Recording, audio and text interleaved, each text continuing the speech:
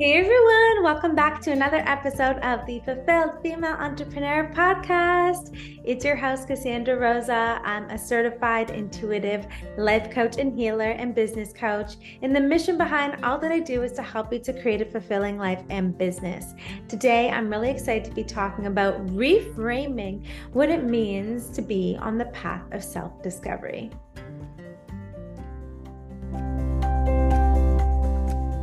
Welcome back to the podcast. I'm really excited to be talking about the path of self-discovery and how to reframe it, as this is a topic that is often a prerequisite to creating a fulfilling life in business.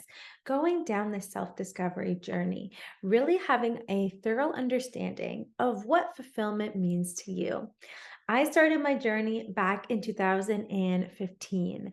I really was in this process of transformation in realizing that the insurance industry wasn't for me. Going down the path that my parents wanted for me of taking over the family business wasn't in complete alignment. So I felt myself really stepping outside of that, getting some jobs to make money in marketing, and really starting to uncover what it means to live a life of purpose and make an impact like I always did from a very young age. And in this process, I started to read books, go to different courses, and there was lots of information back then in 2015 that was speaking to what it means to be on a self-discovery journey, to be in the self-help industry, to develop yourself personally. And there were some perspectives, I guess is the best way to say it, in which I now have a different understanding about that I really wanted to unpack for you.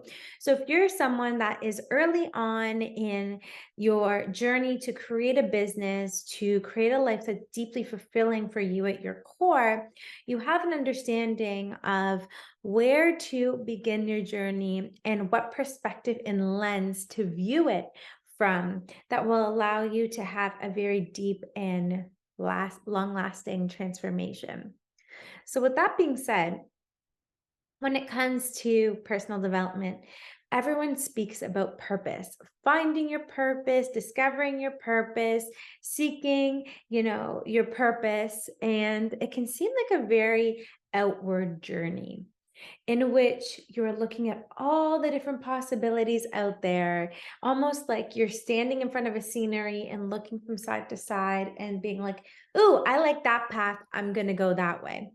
And for me, in my journey of uncovering it, it almost felt that way, that I had to look at all the possibilities and like see what fit. And it was a very outward journey. It was a lot of self-reliance on the outside of, if I take these courses and study with this person and read this book and follow it to a T, maybe I'll find a purpose. Maybe I'll find a process in which resonates with me.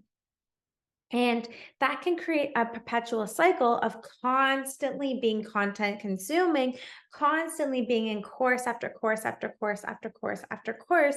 And there's almost like a savior complex of like, save me from my lost travels, give me the roadmap, and I'm going to go right down to it. But you might be receiving a roadmap to a completely different destination than you want to go. And you might be going on that voyage for a while before you uncover that it's not even a place that you want to go. So for me, the way that looked is I was constantly in courses back to back to back to back to back to back, and really feeling this like almost codependent relationship on specific people in my life that were mentors of mine, and feeling like they had all the answers that I don't have. So it's really coming almost from this place of lack when it comes to personal development of, they have what I want and I need, so I need to know their path to a T to be able to achieve the same result as them, right? Which can have its benefits if it ends up being in complete alignment, but it also creates this codependency of whatever the offerings may be, whatever they preach, that becomes your truth. And it almost creates a little bit of an idealization in that process. So I almost had course taking burnout for like how many years, being in every course back to back to back to back to back, and coming from this place of lack of, I don't have it in me, they do, I need to follow every step accordingly. And, you know, I ended up taking about like a year off from like taking constantly being in courses, and really started to acknowledge when you're on the path of self discovery, when you're on the path of uncovering yourself. We have the power within us. So we are powerful creators of our life. We create our destiny, and we have this huge tool and this huge um, wisdom that we can tap into with the power of meditation, with the power of our intuition. Sorry, for the power of our intuition, the power of meditation, the power of really tapping into and accessing what we feel like is best for us. So instead of it becoming like from a place of lack, what I kind of shifted my perspective is the teachers, the books, the information that I have access to and choose to focus on will unlock the power inside of myself. Really discover things on the inward journey, discover how confident I can be, how resourceful I can be, trust myself more. Um, Trust myself more, acknowledging how I have personal experiences and stories and gone through things in my life that can help other people. So instead of it coming from a place of lack of they have everything that I need, the way that I look at it is, where are some of the keys? I'm open to receiving the keys, and which will unlock it inside of me, right? If that, I hope that's resonating and making sense, because we are powerful. We are beings that have such a vast amount of knowledge from multiple lifetimes, from experiences from our lives that have really allowed us to go through things that can help people. And in the business process specifically, because I know lots of you are entrepreneurs, there's exercises when we're starting business that is really create a avatar outside of yourself, and where are they hanging out, what's their name, and what's their age. And what I've realized is there's so much power in our stories and our lessons and our past versions of ourselves. So every time I'm speaking to my audience, whether it's through this podcast or a video or my Facebook group or any of my offerings, I speak to a version of myself in the past, because I know her inside and out. I know what she's gone through.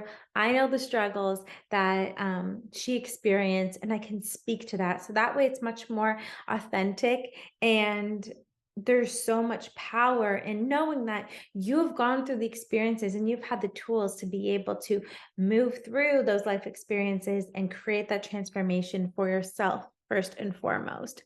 So really look at the perspective in which you are discovering yourself. And instead of showing up from a place of lack, it's really important to anchor in that there's experiences and courses and podcasts and books of things that you may resonate with to a T. And amazing, that is divine intersection for you to come across that content and unlock that part of yourself that is inside, instead of looking for a savior to save you from being lost. There, you are so powerful. You have so much innate wisdom. You've gone through so much life experience that will, if we take a moment to pause and acknowledge, that will allow us to give ourselves that pat on the back and acknowledge that we have a mission here and we have a purpose here to share. And what I've acknowledged too is there's so much power in the experiences of difficulty that we experience in our lives, because if you're someone that wants to be an impactpreneur, those can often be those experiences that shaped who you are. And once you've overcome them in its entirety and made progress from where you started, those are often the people that you are meant to help. So, really anchoring in and seeing the power of the difficulties, seeing the power of the experiences that we go through, and knowing and acknowledging that might be really connected to our purpose. Something else to uncover when you're on the self discovery journey is being open and being curious and saying yes to opportunities. So be a receptor, like be a receptor instead of a seeker. Okay, I'm gonna say that again. Be a receptor instead of a seeker. Instead of going on the hike and needing the compass, needing the map, all of that, be a wanderer. Be open to what the universe is showing you. Because when you're on a self discovery journey, it's often really connected to your path to enlightenment, your spiritual awakening. It all can be connected together. And there's often going to be signs, there's often going to be resources. There are going to be people that are coming into your life that will unlock that inside of you and give you those little missing pieces, those little missing pieces, those little nuggets of wisdom that will unlock and activate you. And activate you.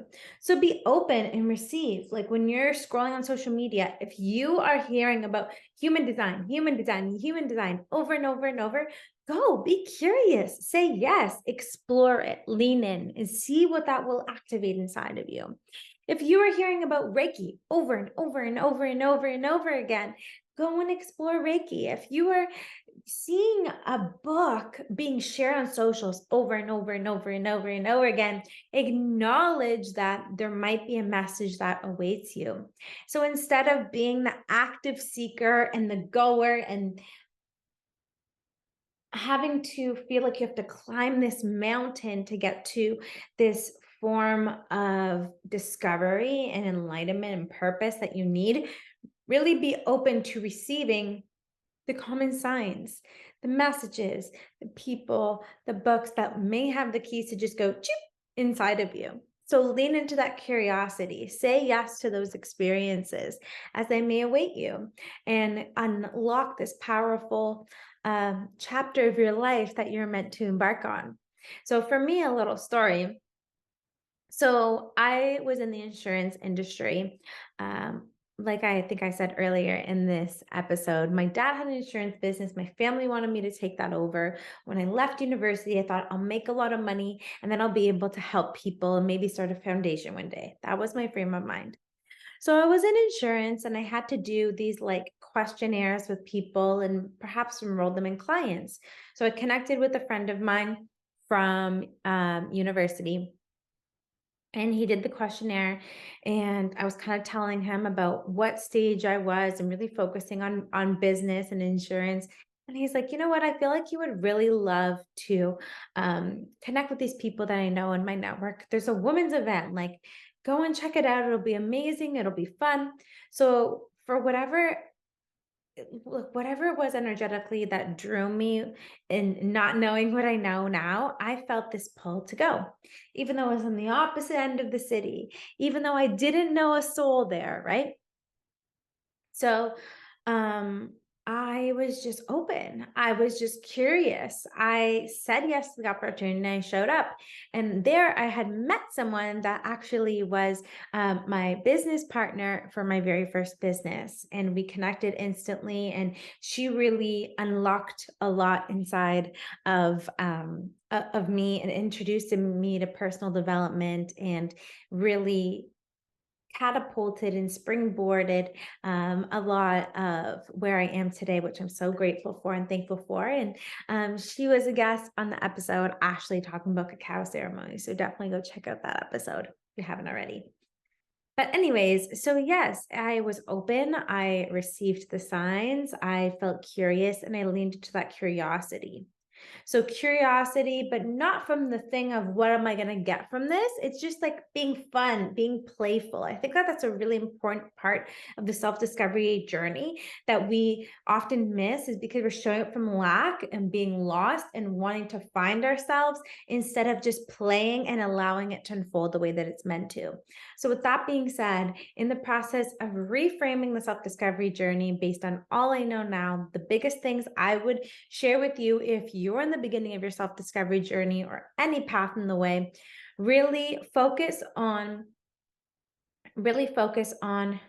stepping away from the lack mentality and the outside seeking to save you, and really be open to receiving the little golden nuggets, the little tweaks and twists of the keys to unlock it within inside of you. That is so huge, so important, because you are so powerful.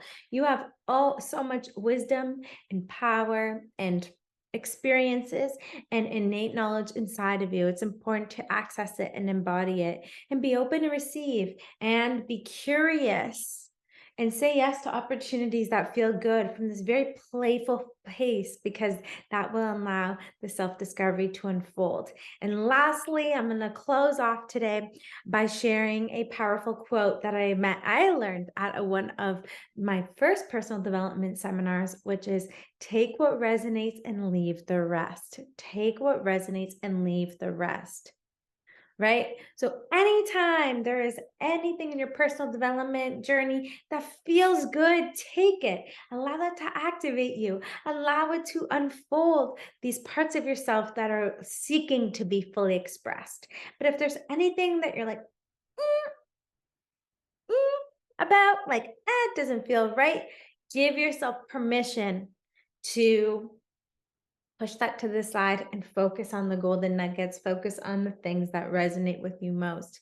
If you show up with that type of perspective, it will allow you to, go through this self-discovery journey without the pressure of having to take on what doesn't feel good for you. And there was moments of my journey early on that I wish that I took that on and didn't invest in certain things because of these lack mentality and the savior thing that I expressed about earlier. So really, if that feels good for you, that saying, take what resonates and leave the rest, play with that and allow that to help you on your self-discovery journey. Thanks for watching the video. If you enjoyed it, please give it a big thumbs up and subscribe to the channel. Hit the notification bell so you'll be notified every time I'll upload a new video on Thursday. See you in the next one. Bye.